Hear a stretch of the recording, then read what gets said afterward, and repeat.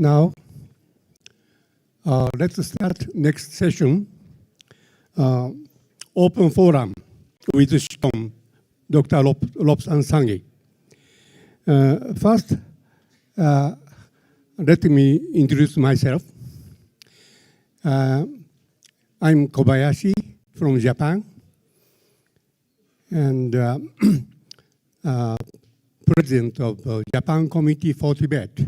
It was very oldest Tibet supporting group in Japan. And also, I'm a vice president of Super Sangha. It is a Japanese monks group to help Tibet. We have about 150 members.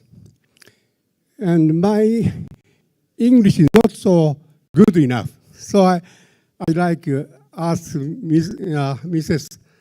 Ishii. She can speak English very fluently, so she can help me. And she's a wife of Mr. Ishii. He's a vice president of Free India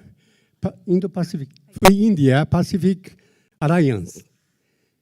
Also, La Guerrilla of the Tibetan Parliament is also a vice president of Free India Pacific Alliance. And Mr. Temchilto from Mongolia is also vice president. So all of the three vice presidents of FIPA are now attending this conference. So next, I'd like to introduce Dr. Lobsang Sangay.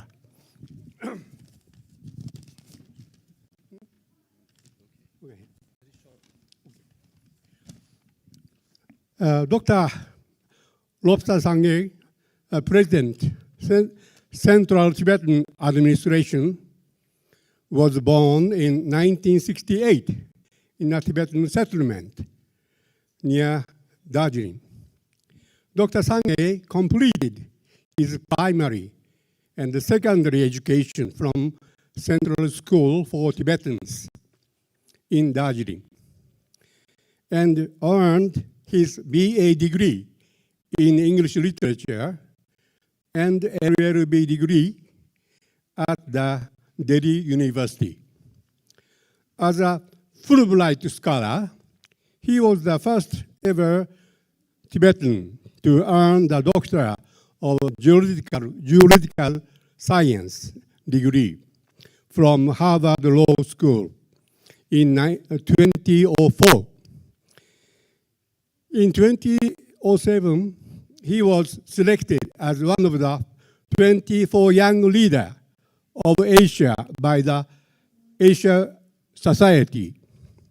In 2011, he became the first elected political leader after His Holiness the 14th Dalai Lama's development from political leadership and won a second term in 2016. So please. I think it's open mic, so you all are free to ask any questions. And if you don't have any questions, that makes my job a lot easier. I just want to touch on this morning. I gave my speech, then forgot to acknowledge my very capable Department of Information and International Relations staff members, who have been dedicating their time and resources to organize this conference. As some of you told me, it's quite efficiently organized of international standard. So if that's the case, I think all the credits go to our staff. And by the way, we have brand new Secretary of International Relations, Kamachwingla. Yeah. He just took over a few days ago, and he's going through baptism by fire. He's in the midst of this organization. And Ariala, Information Secretary, Ariala, yes. And rest of the, you met Chuki, Dukniki, I can see all of them down there. And then the person who is actually in charge is Donze. Where is she? Donze? Yeah, she always shies away, doesn't like spotlight. And yesterday at the dinner reception, I said, I'm not speaking, no one is speaking, only you have to speak. And for the first time, she came out and spoke. So we have staff like that, who don't like the limelight, who doesn't want to come in front, take mics, but do all the work. Donze is down there. Yes, everybody, now you all receive email from her. And can I intern? Oh, she's in the office. She has, assistant working with her. She's in the office. You can clearly see they're working very hard. And all the DIR staff, our media people, everybody. So do give them another round of applause, which is applause for my department. And two of my cabinet colleagues, Kama Gelala and Pema Yangjela, Education Minister and Minister of Religion and Culture, are sitting through the whole day to show solidarity with all the participants here and also learn few things. And if you're interested in meet them, please they're here. At this point, I was reminded when I mentioned 8 and all that, I completely forgot because I'm more of an extempo speaker. And as I was going through the 1990s resolution, I literally counted on stage here. I said, oh, it's 8. Then I started linking 888, I said all the 8 stories. Then I completely forgot the most important part.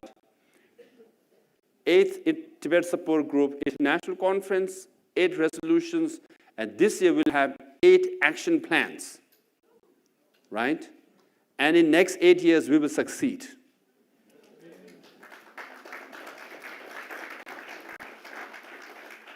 As a symbol, I was told that actually we have 8 auspicious symbols, Tibetan auspicious symbols. I was reminded, I forgot to mention that. So it's all 8 action plans, 8 auspicious symbols, blessing us and leading us. I think we will have auspicious results. Why? Coincidentally, you saw the Kanki gate, right? When you enter this side of the place, the gate is being constructed. Did you see that?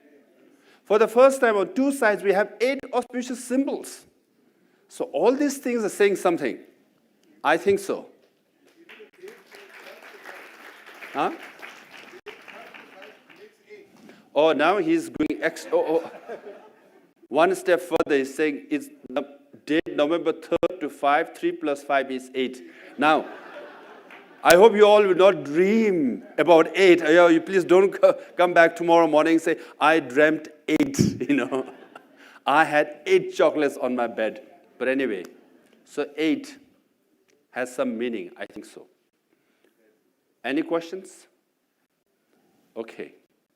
We have a former speaker of Australia, the mic. Mic thingy. Give this mic. Did I had diffusion? Mic needs some schoonshire there.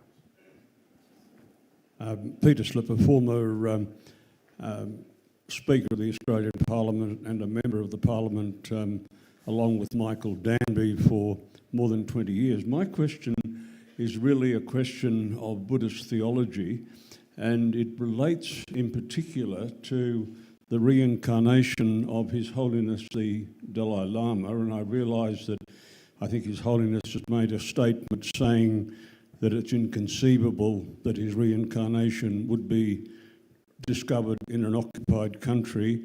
And my question, though, is it possible, under Buddhist theology, for His Holiness to be reincarnated during His Holiness's lifetime on Earth?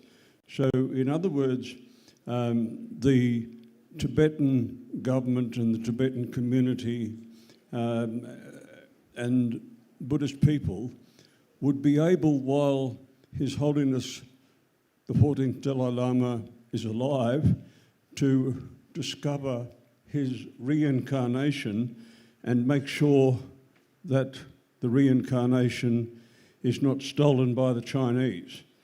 The Roman Catholics, for instance, have a Pope Emeritus and they have a Pope. Is it possible, sir, under Buddhist theology, for such an outcome to be achieved, whereby His Holiness could be reincarnated and next Dalai Lama discovered while the current Dalai Lama, His Holiness, continues to do such a worldwide and admirable job for everyone in the world? Okay, thank you very much for the question. Now, we have Minister of Religion and Culture sitting here. I should not touch too much on religion, you know. Having said that, the idea of reincarnation or incarnation is there in Buddhism and also in Hinduism.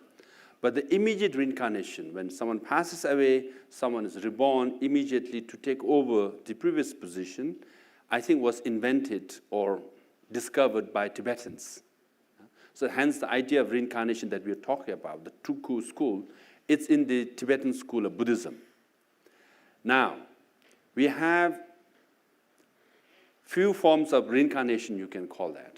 And in September 2011, His Holiness Office has released a statement in which he has laid out that his reincarnation could come through three ways. One, reincarnation, which is someone has to pass away, then an infant is born, and after 5 or 6 years will be recognized. Second is selection, which has not happened before, could happen. Like the cardinals meeting and selecting the Pope, High Lamas will meet and select the next Dalai Lama after the passing away. Third is emanation. There is the school where one could designate his own successor while you're alive. So that person will not be the Dalai Lama, but an emanation. So we do have that system, and which is not the general rule. In several cases, we have lamas come through emanation process. So before one passing away, I'll designate him to be my successor. So we have that. And we also have female reincarnation. Phagmo, Doje Phagmo, is a female reincarnation, because some people will ask me later, can there be a woman Dalai Lama? Can there be Spanish or American or Chilean Dalai Lama? You know, technically there can be, but Dalai Lama has to be, he's the 14th, because all were male will be male. And Doje Phagmo was female. You cannot have male Doje Phagmo reincarnation. So Doje Phagmo reincarnation will continue to be female reincarnation. Now, he will be born in exile if Tibet issue is not resolved while he's alive, because the idea of reincarnation is to continue the mission and the vision from where he left. So if he leaves the Tibetan movement in exile, in a free country, he has to be born where we left. So that's why if Tibet issue is not resolved, then he will be born in exile. And he has declared so that he would be born in a free country, not in occupied Tibet.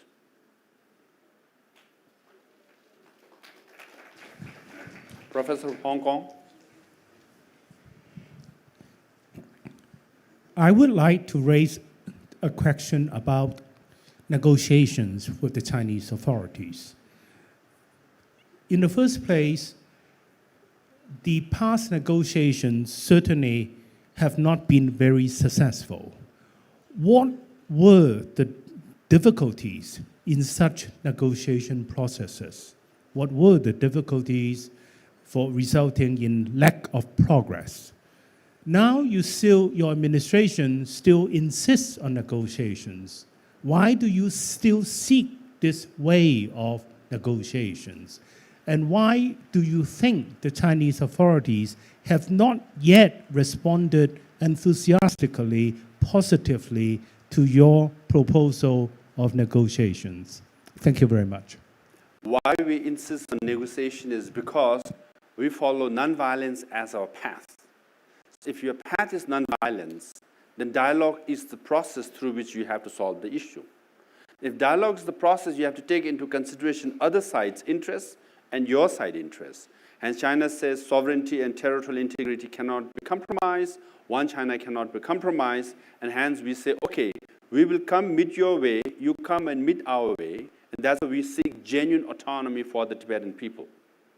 So nonviolence means dialogue.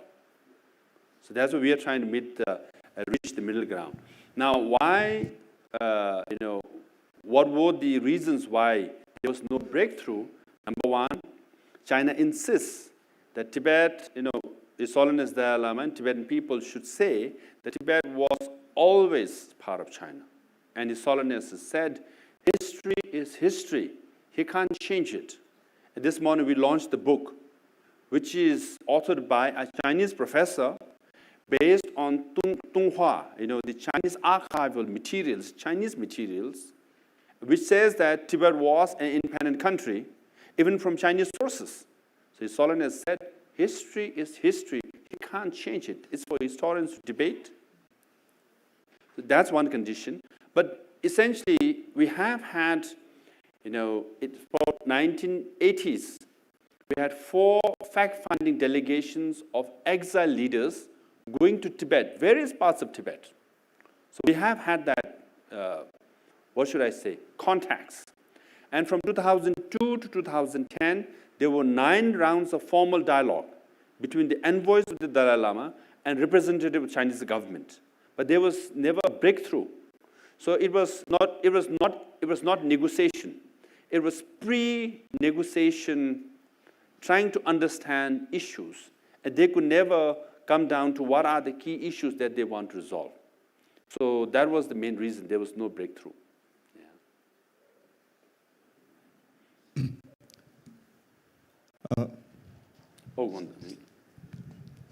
Sir, my question is, since the Chinese are adamant to not hold a dialogue, what can make them hold a dialogue? What will make them understand that they must hold a dialogue? What is the answer? What process or procedure, please? Thank you. Now, we have had dialogue before, as I said, 9 rounds of dialogue. So there are 2 theories. One is when China becomes strong and confident, they might handle issues like Tibet through dialogue. Or when China is weak and vulnerable, then they might want to address 1 or 2 issues, which includes Tibet. So you have to pick. But if you look at the past contacts we have had with the Chinese government, often when they were weak or vulnerable, that's when they talk to us. And one theory is that the dialogue between the envoys of the Dalai Lama and representative of Chinese government in 2002 happened because the Chinese government was negotiating to get Olympics. And soon after the Olympics was over in 2009, there was a breakdown and there was no breakthrough. So why they should talk to us is because China wants to be a global power. They want to be respected. And if you want to be respected, you have to show respect to Tibetans. So you must earn credibility.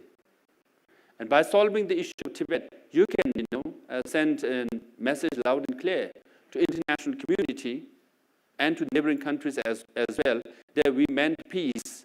We want to solve this complicated issue through dialogue.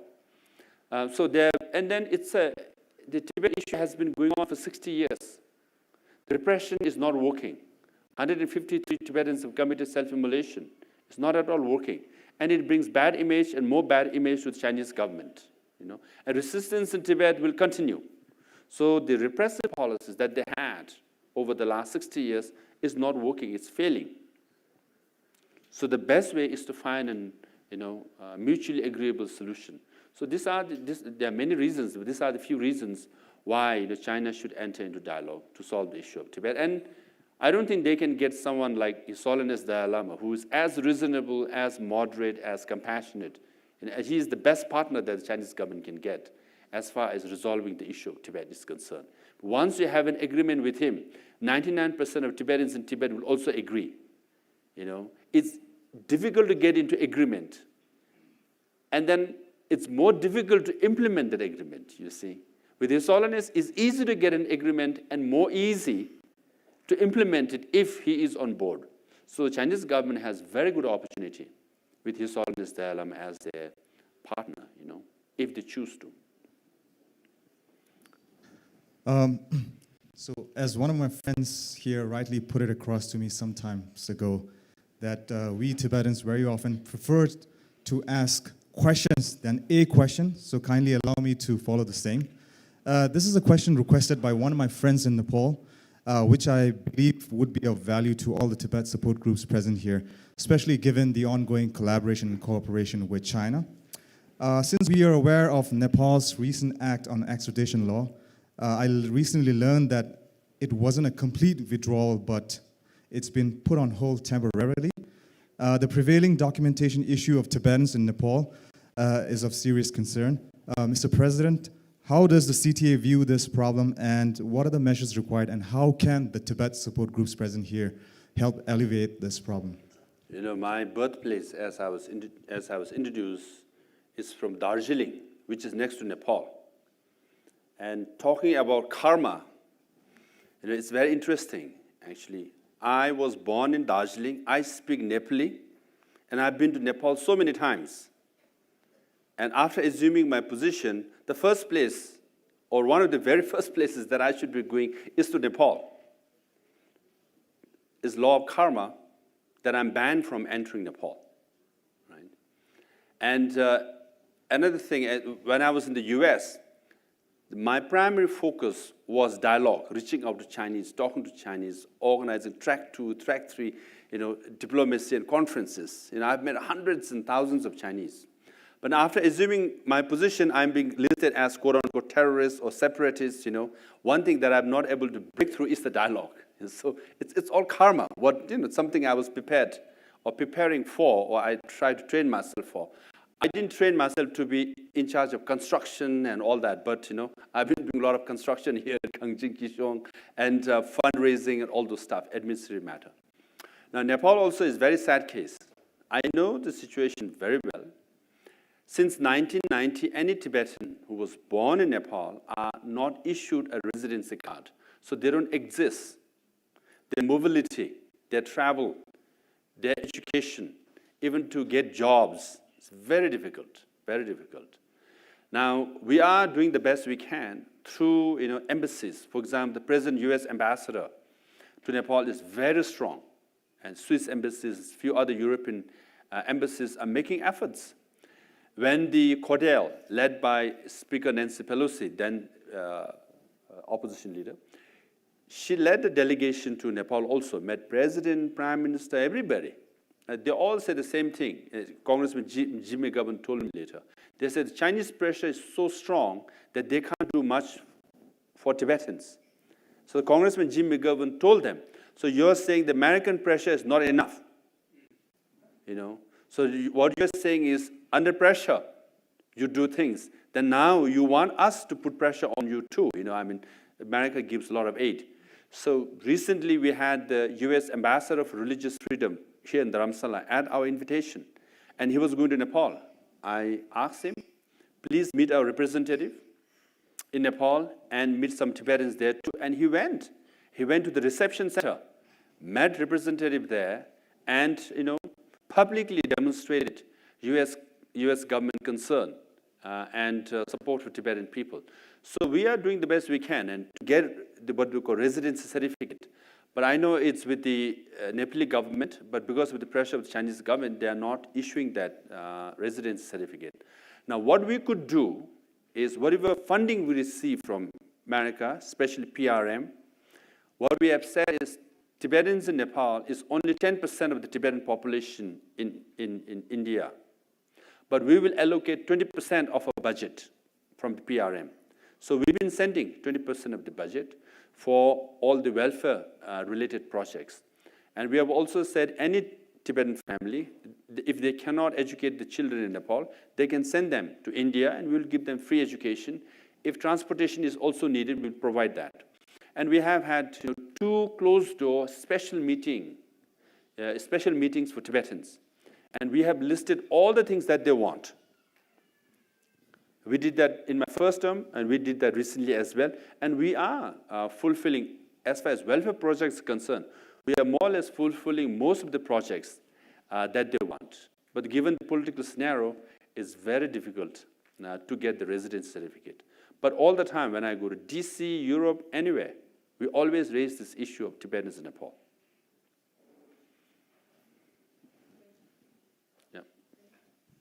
Tony and Vijay Karanti. Yes? Can I? Yes, from South Africa. Yes. Okay, thank you. Let me just thank your representative from South Africa. He's doing a good job. It's a man that works so hard. I want to tell you a short story. A few months back, we have him in our university, and we did a conference that he spoke, and he spoke so well. And we decided to take a couple of pamphlets from the Tibet office and place in certain strategic positions in the university for people to get awareness. And bet you, the next week, in each of the places that we put the pamphlet, we saw China daily in every of those places. So it then gave me this thinking that, it means this thing, it's not as easy as one may think. Hence, it's my first time to have a physical contact with the Tibetan community, which the question I want to ask, I feel that this is the right place to ask.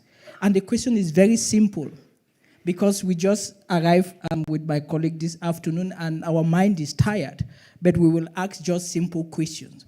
Now, the question I want to ask is this. In every struggle, whether be it for liberation, be it for autonomy, there are two aspects. The aspect of legality and the aspect of political reality. The aspect of legality, anybody can claim legality because it's part of international jurisprudence. We can say we are a community, we are a nation. Now the small question I'm asking is that outside Chinese imperial design, what is the political reality that interplays against the Tibetan people? And what do you want as Tibetans? Did you say against Tibetan people? Let me rephrase the question.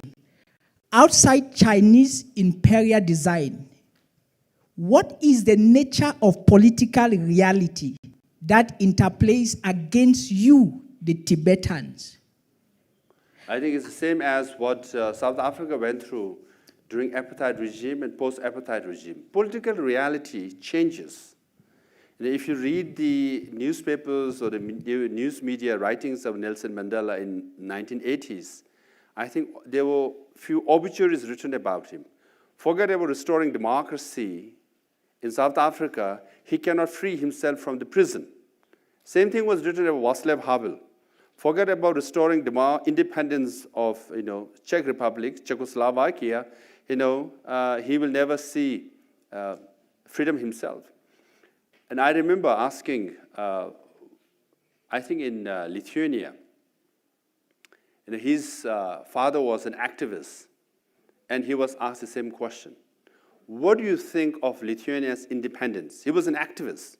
So he asked, in 100 years, political reality is we might become independent, but we hope we will be free in 50 years. But 2 years later, Lithuania became free, So the political reality, you ask, shifts and changes.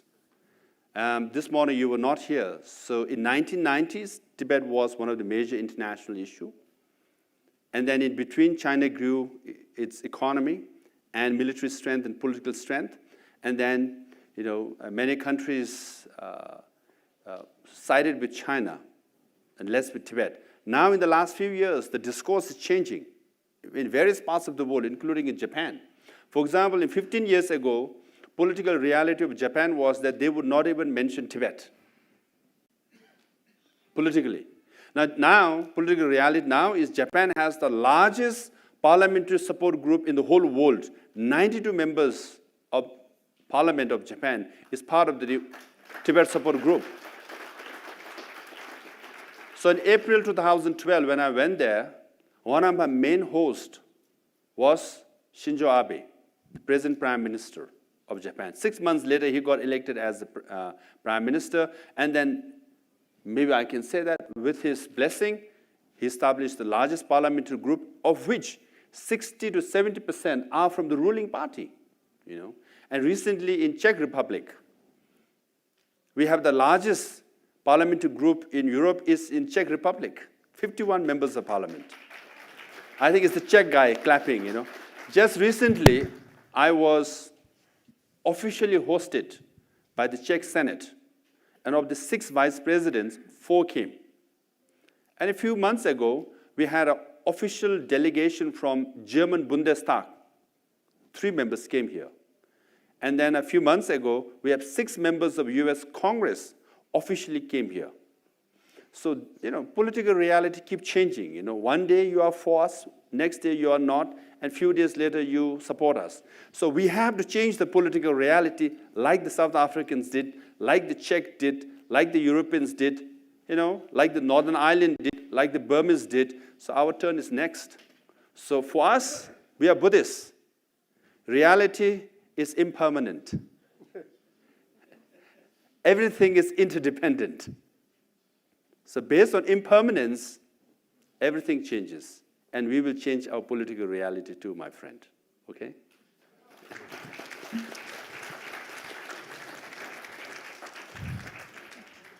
Rudy Svaryček, Czech Republic. I'm really happy to listen that you speak so nicely about Czech Republic. Thank you so much. Thank you. But my question is, you know, the Serta monastery, Larungar is the biggest monastery on the planet. It's like a big symbol. When I was first time in Serta, the Chinese police catch me and squeeze me, push me to the car full of the policemen. I don't know what's going on, how long I will be in the prison or what will happen. When I came next time to Serta, it was totally different story. Now it's a big place for a scout warrior. It's a totally different place. Supposed to be there maybe 55,000 monks. The biggest, let's say, monastery, biggest symbol. But last time you spoke about 200 Chinese there. My question is, what do you think about the future of Serta, which is quite important for like symbol of Tibet? Thank you. Yes, Serta, where Larungar is, you know, originated as a retreat place for the main master. And because he was spending some time there, all his followers from all over Tibet, including China, came there. So at one time, it's estimated that there were 20,000 resident monks and nuns, of which few thousands were Chinese. But during annual teaching, they used to have anywhere from 50,000 to 100,000 people come there during annual teachings. So it was that big.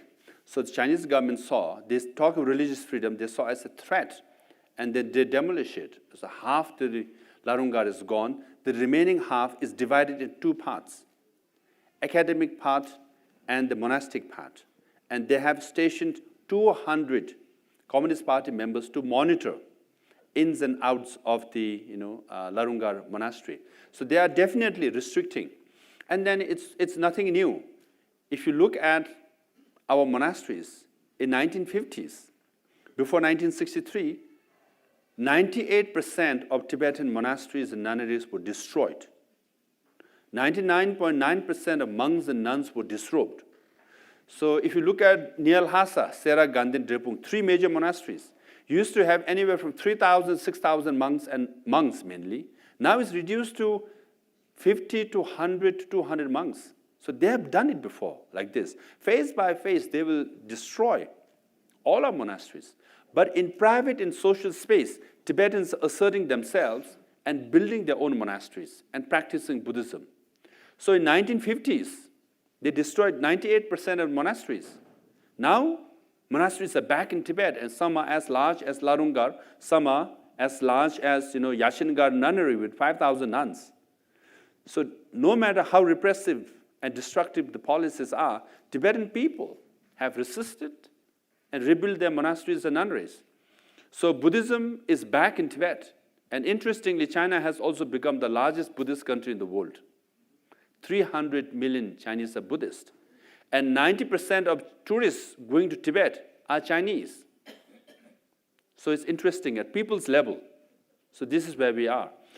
Hence, we always say why we are confident is, when you look at the competition between communism and Buddhism, only commonality is communism also, they claim to be red in their head, Buddhism red in their robes, Other than that, Buddhism is 2,500 years old, communism is 100 years old. There was no competition to begin with. We were set to win. Yeah? And we have won the spiritual part. We have rebuilt our monasteries, revived Buddhism in Tibet, in exile, around the world. China has also become a Buddhist country. So hence, as His Holiness said, they should find the reincarnation of Mao Zedong and Chou Enlai. They will love it. There are so many Buddhists who are Chinese, right? So they'll find their places. So yes, Larungar, we should worry. Yashinkar, we should worry. And all other major monasteries, we should worry. They will demolish one by one. So that's why we should make as loud noise as possible. We should highlight these issues everywhere so that there could be a small deterrence on the part of Chinese government not to demolish these major monasteries in Tibet.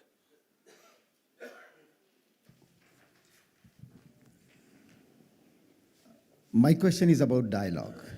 In 1999, the European Parliament passed a resolution and gave an ultimatum to the government of China. If you don't start dialogue with His Holiness Dalai Lama in 3 years, then we'll recognize the Dharamsala as the government of Tibet. China didn't act on it, but in the last days, they acted because they were worried. But after 2002 to 2008, the dialogue went on. My fear is that Chinese were played very cleverly on that. It was only preparation for the dialogue. So in these 6 years, they used this period for achieving all those goals which they wanted to increase their grip on Tibet. For example, the road network was completed, air network was completed, and then dumping of or bringing in of Han Chinese in so much numbers that almost every Tibetan town or city has become Chinese. Tibetans are a meaningless minority in many of those cities. And then their military establishment has taken over, so all controls are in their hands. By 2008, of course, they needed goodwill for Olympics, so they continued. My question is, after achieving all these goals, why China should be interested in having dialogue with you?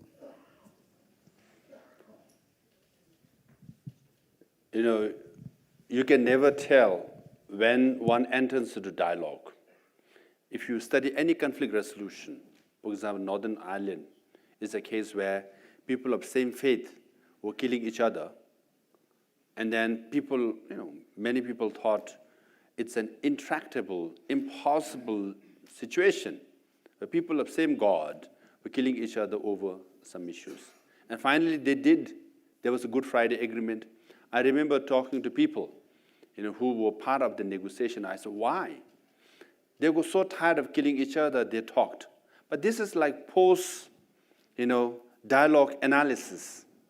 If you study any conflict resolution, there is no one reason why they will enter into dialogue. But I can give you a couple of reasons. One could be, say, now the Chinese government is facing pressure from Hong Kong, from Taiwan, from Xinjiang, from Inner Mongolia, trade war. All the neighboring countries are, putting pressure on China. That, if you follow the Pew Research survey, the favorability rating of China, even 5 years ago, was 60 to 75% in various parts of the world, including Canada and Sweden. Now it has gone down back to 30% or 40%. So, you will never know. So for all these reasons, they will say, okay, we have to do something to change this image and reverse the trend of backlash. They might pick Tibet, or they might pick Hong Kong, or they might pick Taiwan. So there can be many theories as to why they might do it, And then equal arguments can be made that they will not do so because they want to strong, they want to assert, they want to bully around, and they want to put pressure. So one can never know. Having said that, we have to find a solution to the Tibet issue. We pursue nonviolence. And international community also asks us, what do you want? What can we do for you? I say, we want to enter into dialogue to solve the issue of Tibet peacefully, hence we want your support. So we also need a narrative and a movement too, right? Now, some people will say, those who advocate independence, even if you enter into dialogue, even if you find a solution, like Hong Kong, one country, two system, there is more regression after that one basic law was adopted, right? If you say that, we say, yeah, we know that very well. We signed 17-point agreement. The day it was signed, regression took place, and by 1959, it was impossible to leave, and the His Holiness Dalai Lama had to leave. So we have been through that before. So when you say enter into dialogue, doesn't mean that we like Chinese government or we trust Chinese government. No, we have a cold political reality. We have to solve this issue because 6 million Tibetans in Tibet are suffering. If there is anything we can do to alleviate their suffering, change the trends in Tibet, we should make efforts. So that's why. That's our interest, yeah.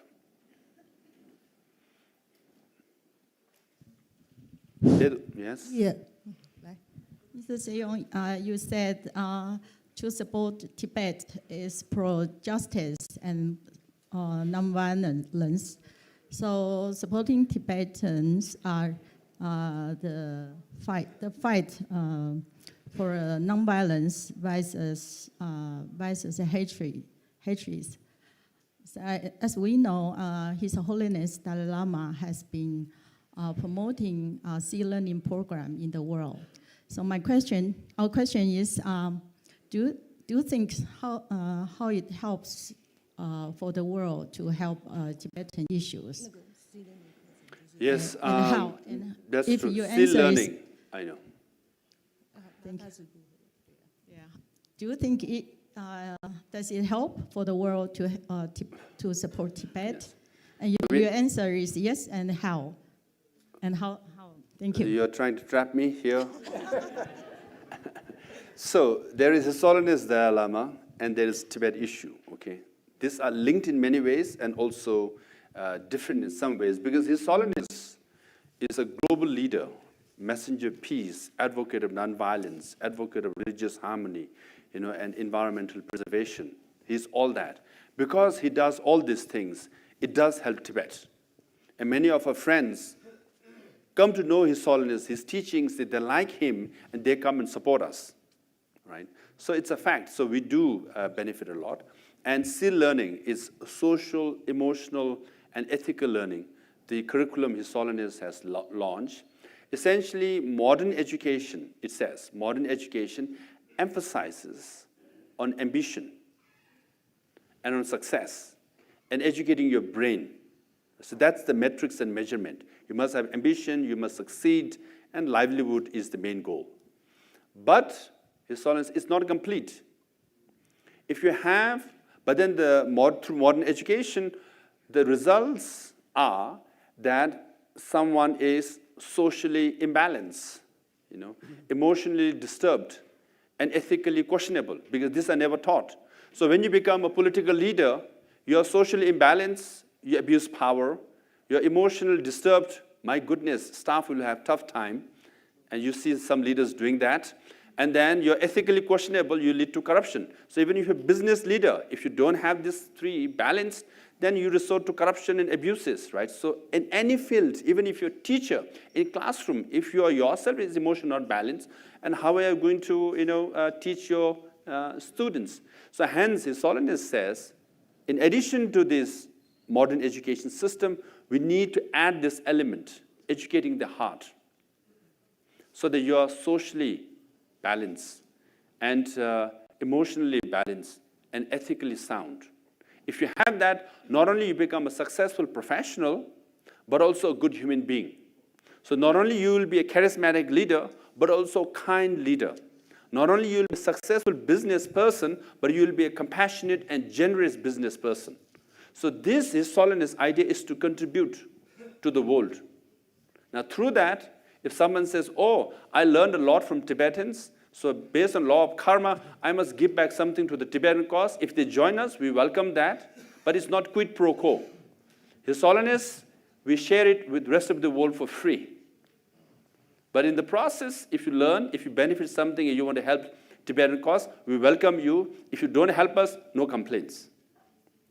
So, through still learning, some friends might come, some friends might not come. If they come, welcome. If they don't come, no problem. But it's a good education curriculum, and the Delhi government has launched it to, I don't know, around 1,000 public schools. In a year time, it has become a very successful curriculum. It's called Curriculum of Happiness. Mexico City has launched it. Chile, I think 36 or 7 countries have launched this curriculum. And from all accounts, it's widely received, and teachers are benefiting a lot, and thereby the students. So the millennial generation will be better people in the long run. That's the contribution of the Tibetan cause. Tibetan people primarily saw in this dialogue. So, Sikyong, like just to add a little bit on what you were saying about e-learning, we were successful in Mexico at participating at the design of the new official educational curriculum of our government that has emphasized social emotional learning, and all of the design of that program came from Tibet House, and we've reached about 50,000 teachers with that in the last 4 years. So it's something that is very influential now. But I had a couple of questions for you. First, over the years, in the dialogue that has been held with the People's Republic of China, we have not found a sympathetic, medium in order to be able to discuss in a more open and receptive way the Tibetan issue. But I've always wondered if, at least in this time, is there somebody within the Chinese official government structure that is sympathetic to the Tibetan cause, or at least open to discuss it in an intelligent and empathetic way?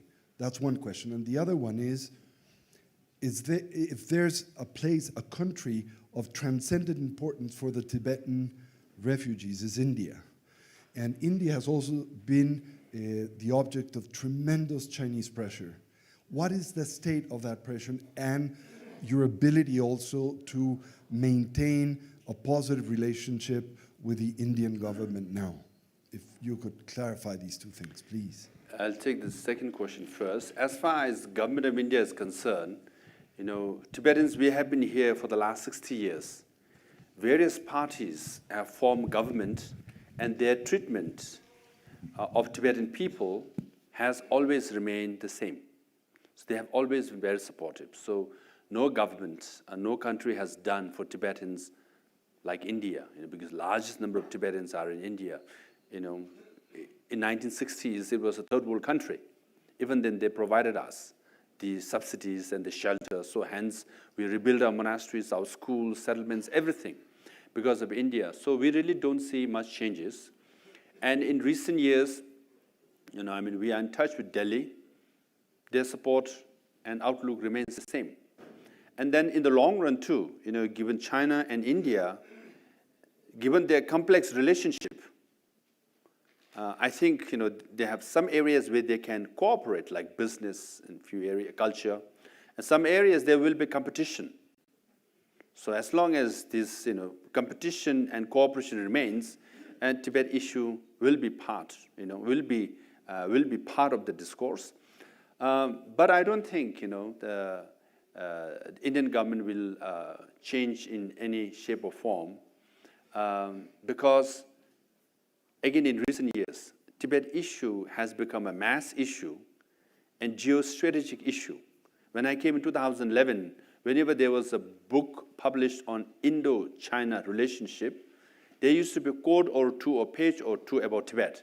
Now you see various books, chapters after chapters on Tibet, on Indo-China relationship.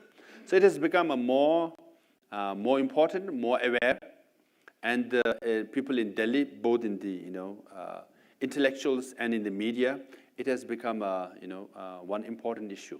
I think we really don't see much changes as far as Delhi is concerned. I think their support will continue to be the same.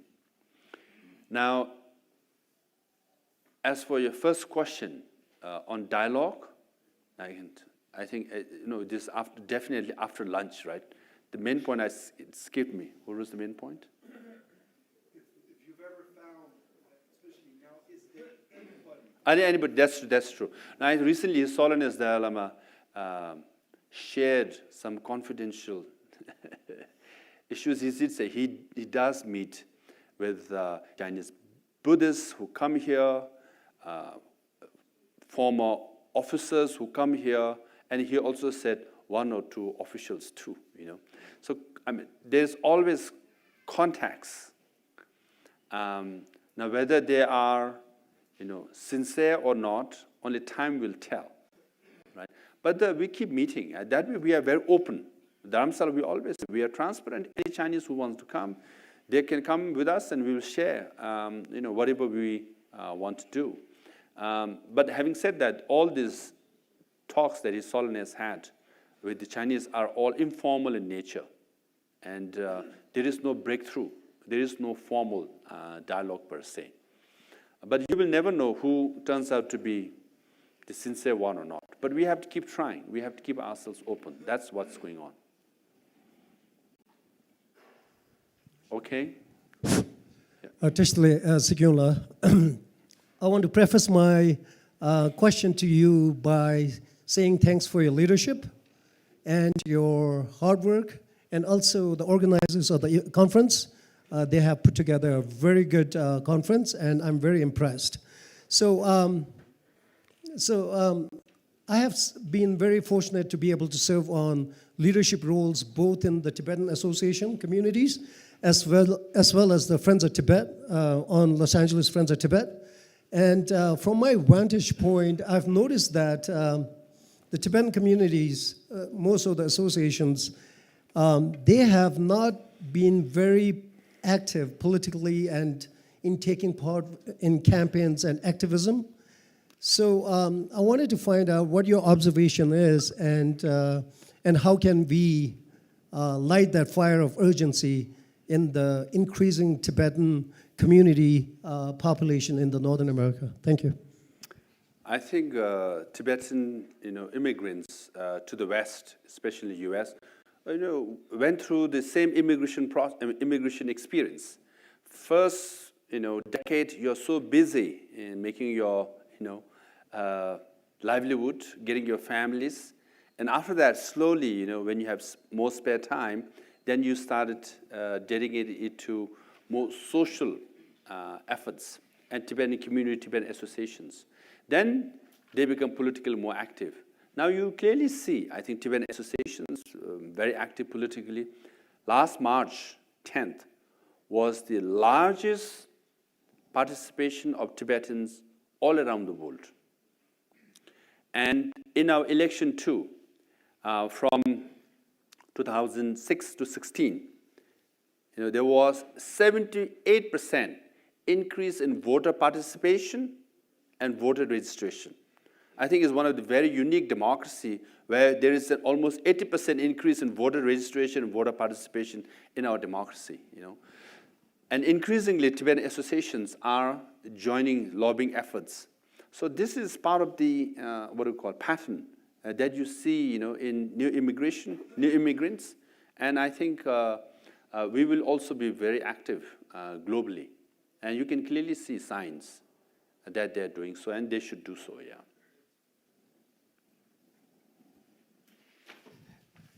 When you was in the Tibet House in Italy last July, I was impressed about when you spoke that in Tibet, the Chinese are controlling with very high level of technology, the Tibetan people, and you say, take care, because they can spread this technology all over the world and they are selling it.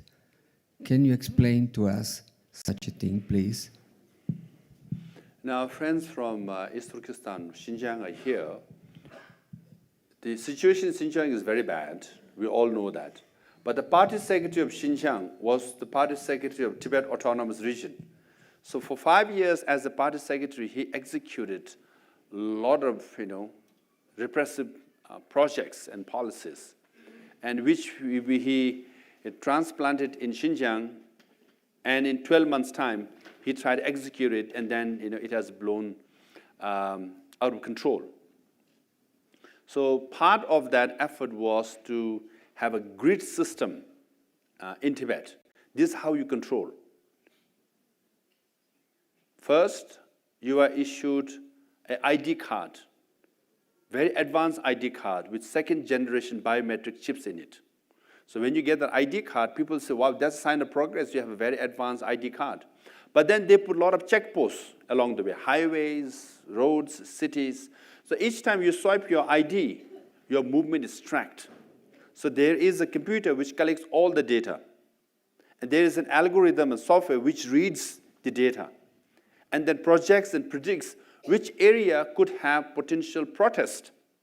Because more travel you have from one nomadic area and one village area, then suddenly the Chinese government will put cameras on the gate of the village or the town and put spies and the moles. So that's how they control things. And then in China generally they have the social credit system, right? Based on your behavior, you're given social credit. If your social credit is high, you get to buy a house, you can travel freely. If your social credit is less, when you swipe your ID, you cannot buy airplane ticket, you cannot fly out of the town. So that's in China. The social credit system was also introduced in Tibet. More ruthlessly, if your social credit is low in Tibet, you go to jail. In China, you cannot buy air ticket, you go to jail. So this is the system that they have created. So this is how you control. And then in Soviet Union, there used to be neighborhood ID card and check posts and control the whole population. So what happens in Tibet happens in Italy next. So this is how they control. So what happens to us is exported everywhere. So recently in America, it became a big issue, the National Basketball Association, NBA, right? One general manager tweeted a tweet in support of Hong Kong, and he had to delete the tweet, and the owner has to say sorry to the Chinese government, because China threatened to cut off their partnership with NBA, and they did for a few months. But when it happened to Tibetans, the Marriott Hotel had one staff put a Tibet support quote on her Facebook, I think. Marriott Hotel fired the staff, and the president went to China to say sorry. We said, look, this is happening on Tibet. You will be next. Tibet is an exception. I know it's bad. Then Mercedes-Benz, one staff put a quote of His Holiness Dalai Lama, kindness, compassion. Just because there was Dalai Lama as his name, he said, Mercedes-Benz, wow, that's wrong. They deleted the quote, and the president of Mercedes went to China to say sorry. We say, hey, international community, you should know what's happening to us. It could happen to you. They say, you are an exception. When it happened to NBA, whole America said, what's happening here? So, the grid system, the Soviet era, which is more manual, now it's high-tech in China and Tibet. And it's coming. It's coming to all over the world. So that's why, I think there was one question. You asked about Tibet, pro-justice and all that. When I go to Europe and other places, I always say nowadays, when I come to your country, I'm not here to say, save Tibet. Because Tibet is already under occupation. Tibetans are repressed. I'm here to say, save yourself. Please save yourself. Then come to us. Because what's happening in Tibet is happening all over the world. And it's a fact. From Australia to Japan to Europe to Norway, Denmark, South Africa. I was in South Africa. I was giving a talk at Stellenbosch Law School near Cape Town. I will come back. You know what happened? I went to Stellenbosch Law School to give a talk, and I reached there. Suddenly, the dean of the law school got a message from the security head saying there are 100 migrant workers and 30 or 40 Chinese storming the campus to disrupt the talk. And actually, they did. Finally, they entered the auditorium, they entered the stage, chased away all the audience, shouting slogans. And the migrants who were hired, were paid and were served KFC chicken. They didn't know why they were there. They were singing Ole, Ole song outside, right? But they were disturbing. And they had arranged an alternative room for me. And I think 70 or 60% of students came, and I gave a talk there. So when I went out, at the door, I could see from the glass, there were 30 or 40 Chinese shouting at me in Chinese. Obviously, I'm sure they were telling me, get out of South Africa, you can't be here, you are separatists, all that. I didn't know what they were saying. Would you were there, right? So when the door opened, I could see they all had made in China cameras, to see us run in humiliation. Oh, as the door opened, I gave them victory sign with a smile. So I walked out. They followed us, more cameras. Next day, previous day, Chinese embassy had already issued press release condemning my visit. They say, this guy doesn't know anything about Tibet, so he cannot be here. Get him out of South Africa. As South Africa is their country, I know more about Tibet than the Chinese ambassador, right? But that was the press release. So next day, Chinese embassy was planning to have a press release with a photograph. They didn't have a photograph of me and us running. They had a photograph of us with victory sign. So fortunately, there was no photograph of us. You're saying, welcome, I can come back to South Africa? Yes. This year I went. Stellenbosch Law School said, we can't host your talk. The dean and the teachers, professors, they want to, but they are under tremendous pressure from the donors who have businesses in China not to have this talk. Okay, we'll talk, yes. So it's not that easy, not that easy. But, we always show up with our own flag, yeah, and we don't mind. And I was in Vilnius, we have a friend from Vilnius here, and they issued, again, Chinese embassy issued a press release. This guy doesn't know anything about Tibet, getting out of, Lithuania. So, recently I was in Washington, D.C. There was a parallel delegation, in Brussels. There was a parallel delegation from China. They brought 4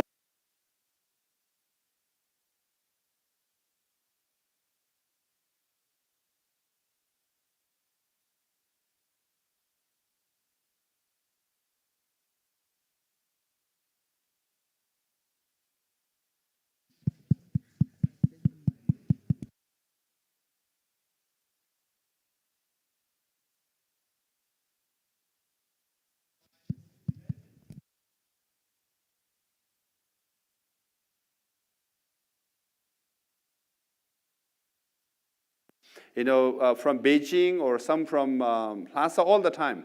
In Ottawa, I think a few years ago, I was meeting a member of parliament, and he said after the meeting, oh, tomorrow we are having lunch. I said, no. Yeah, it's in the schedule. We are having lunch with the speaker. He checked, oh, it's the mayor of Lhasa. And I said, I'm not a mayor of Lhasa. I'm a Sikyong of Dharamsala, So this is a constant challenge. But Tibetans, we show up everywhere, undeterred. Because why? We want to save you guys, okay? Where are the microphones? Okay. Honorable Sikyong of Tibet and other honorable ministers in the hall, respected fellow participant for the 8th International Conference of Tibet Support Groups. My name is Ngawang Traishi, representing U.S. Tibet Committee and the steering committee member of International Tibet Network. I have a question all of a sudden pops up in my mind. This morning we have launched the book Tibet Was Not Part of China, and also we have lots of documents and histories that Tibet was not a part of China. And this morning, Sikyong's speech also says Tibet was not part of China. And on the other hand, we are not seeking separatist. So if you think about an object, if something is not part of that particular body, then there's no point to separate, because it's not already been the part of that body. So since Tibet was not part of China, and there's no point to separate something from the China. So I felt it internally contradicting. One says Tibet was not part of China, and we're not seeking separatists. So what is your comments on that? I think it's pretty clear. If you have a house, that house was never part of your neighbors. Right? But neighbor is too noisy, too pricky, or for whatever reason, you're saying, okay, I'll share the garden with you, The garden was neighbors, not neighbors, but you want to share because you want to be kind, you want to be moderate, you want to be reasonable because other side is very unreasonable. So historically, we are making it very clear. Tibet was never part of China.